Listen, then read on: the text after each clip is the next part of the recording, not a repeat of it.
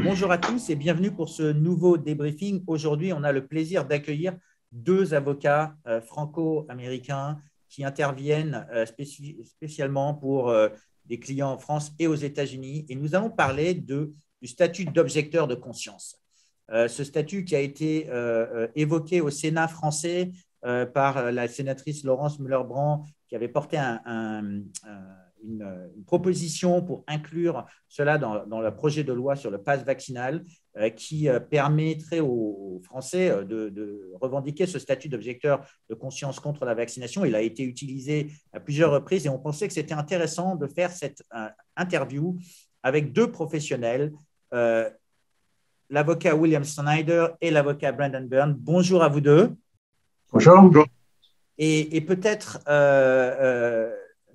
Monsieur Snyder, si vous pouvez commencer par nous expliquer ce que c'est que le statut d'objecteur de conscience, comment il est appliqué aux États-Unis, et M. Byrne, après, peut-être parler de votre expérience sur les deux parties, on va dire, sur la France. D'accord, très bien. D'abord, je suis avocat à l'État de Ohio actuellement, ancien avocat au barreau de Paris. Je travaille régulièrement avec Maître Prota, avec qui j'ai une association reconnue par le barreau de Paris.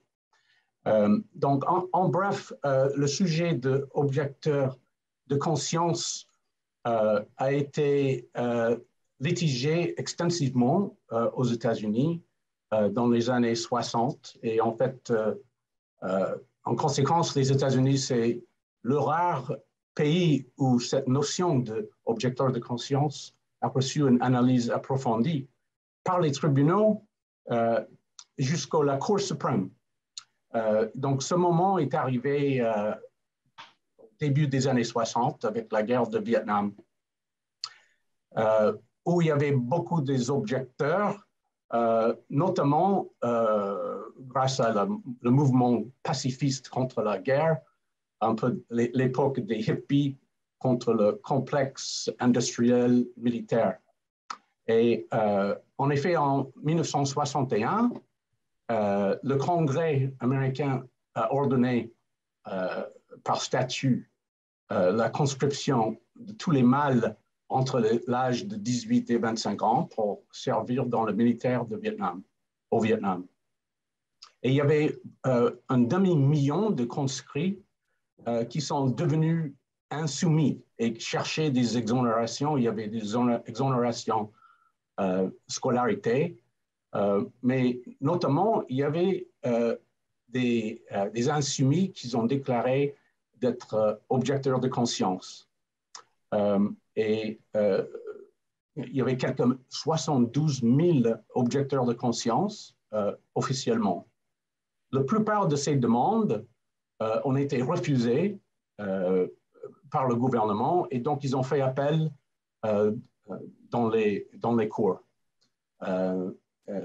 Et des centaines des insoumis ont donc fait appel de ce refus.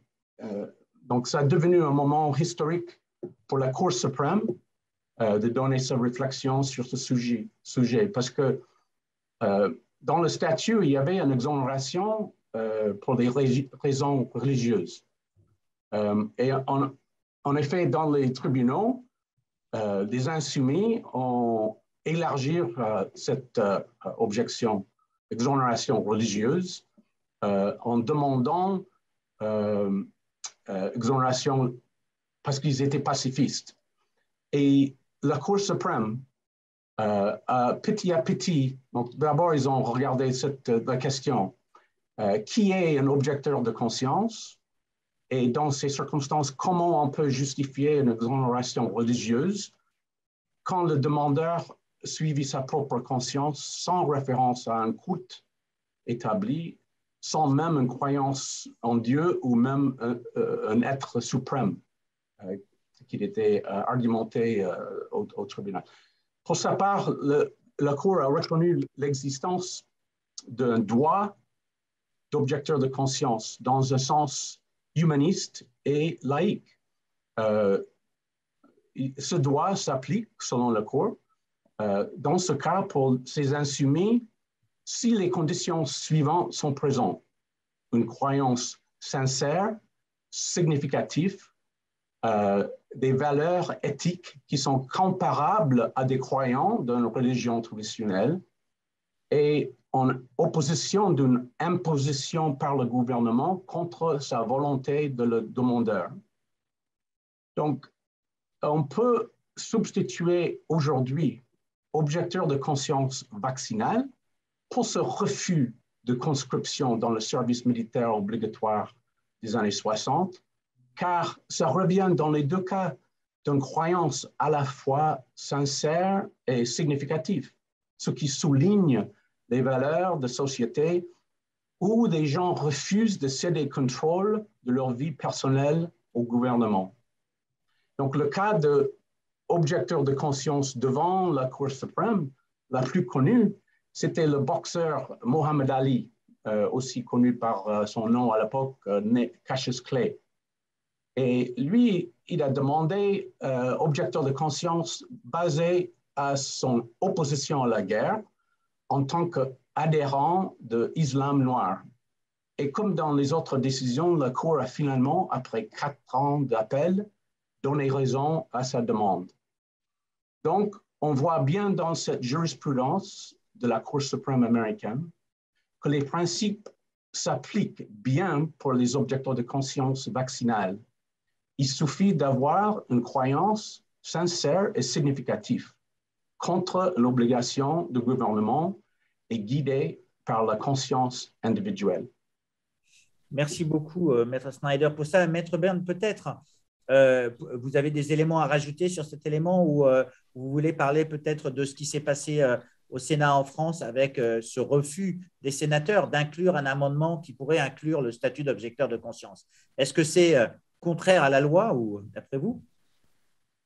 La loi en France, bonjour, ou la loi aux États-Unis, je crois qu'il y a lieu, au vu de la décision récente du Conseil constitutionnel, elle est peut-être discutable, mais je ne vois pas qu'il y a un écart total de la possibilité d'introduire dans la loi le statut d'objecteur de conscience.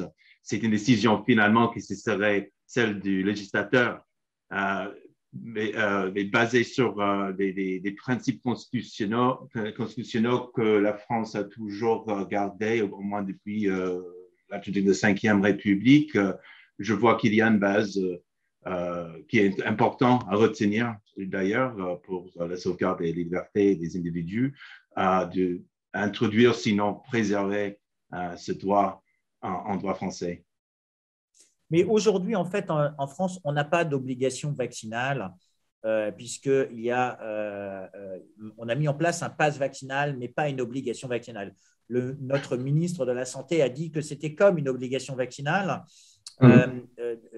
Et est-ce que donc, oui, c'est, d'après vous, comment quelqu'un qui veut se revendiquer de cette objection ou de cette objection de conscience, comment peut-il faire aujourd'hui? Alors,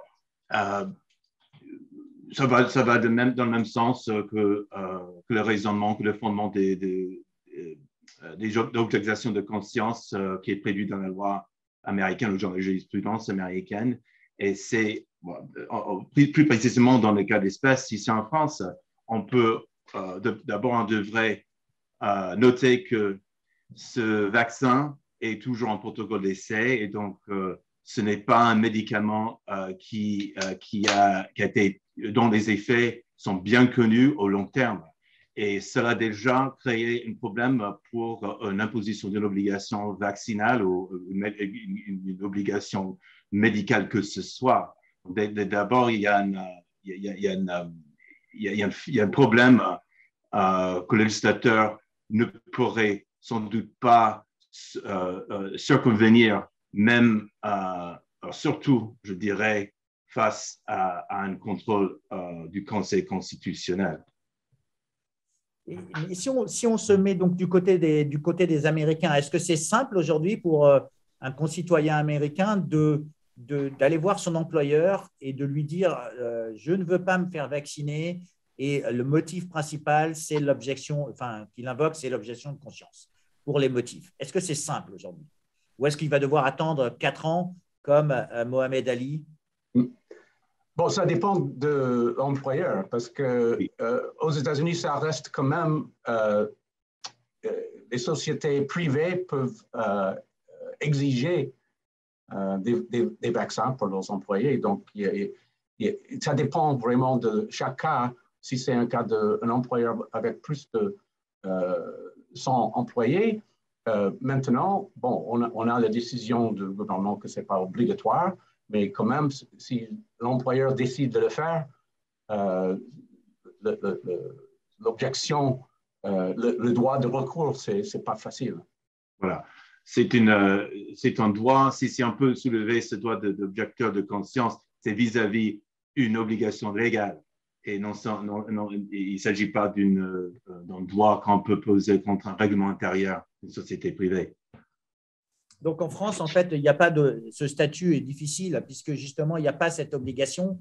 Et donc, ce qui veut dire, c'est que la première des choses, c'est qu'il faudrait essayer de montrer que le pass vaccinal est équivalent à une obligation puisque ça crée des minorités qui ont perdu des droits. Et exactement. Donc, oui. Alors, je dirais aussi, juste pour ajouter, la question ici n'est pas simplement la création de deux groupes de citoyens, d'une inégalité, c'est aussi on peut parler de coercion qui est un principe qui existe dans le droit des contrats d'ailleurs, qui en fait vicie le consentement de la partie qui le signe. Et donc, on peut vraisemblablement poser cette même défense vis-à-vis d'une obligation vaccinale. Il y a en fait que cette loi passe vaccinale constitue une coercion, une action coercitive qui en fait vicie le consentement et devient une obligation pure et simple. Et dans la hiérarchie des normes, en fait, si on regarde dans la hiérarchie des normes, parce qu'ici, on est en train de parler du vice du consentement ou du viol du consentement libre et éclairé, qui est un droit important. Est-ce que cette obligation ou cette objection de conscience, elle est au-dessus dans la hiérarchie des normes? Elle se situe comment, d'après vous? Bill? Honnêtement, je ne sais pas. Peut-être, Brandon, tu as une idée? Et ça, c'est une question qu'il faudrait poser aux législateurs, à la Cour européenne des droits de l'homme ou à la Cour suprême, peut-être? La conscience liée dans l'ordre constitution américain, entre autres l'expression de culte, le pratique du culte, qui réjouit d'une protection particulièrement élevée. Elle est établie par le premier amendement donc de notre charte des droits fondamentaux, le Bill of Rights, et est un droit qui est normalement protégé avec une haute vigilance par les tribunaux. Donc une objection de conscience qui ressort de ce droit qui est très chéri par les Américains et aussi protégé par les tribunaux, je dirais que sa place est particulièrement protégée dans l'hiérarchie des droits constitutionnels. Et donc, en fait, c'est intéressant de parler de ça parce que ça vient quasiment à la fin quand en France, on a 90% de la population qui est vaccinée. Donc, il y a eu une forme de position majoritaire. Est-ce que dans le cadre de l'objection de conscience, le fait qu'il y ait une minorité d'individus qui s'opposent, on va dire, à ce pass vaccinal, est-ce que l'abus de majorité ou l'abus de minorité doit être pris en considération? Oui, ça doit être pris en considération, je pense. Notamment, bon, on a parlé de la décision avec la Cour suprême avec les sociétés privées ayant plus de 100 employés. Mais en même temps, la Cour suprême a ordonné le vaccin des employés dans le secteur médical, healthcare. Donc, cette minorité, les gens de healthcare qui ont refusé le vaccin, ils ont mis à côté par la Cour suprême. Donc,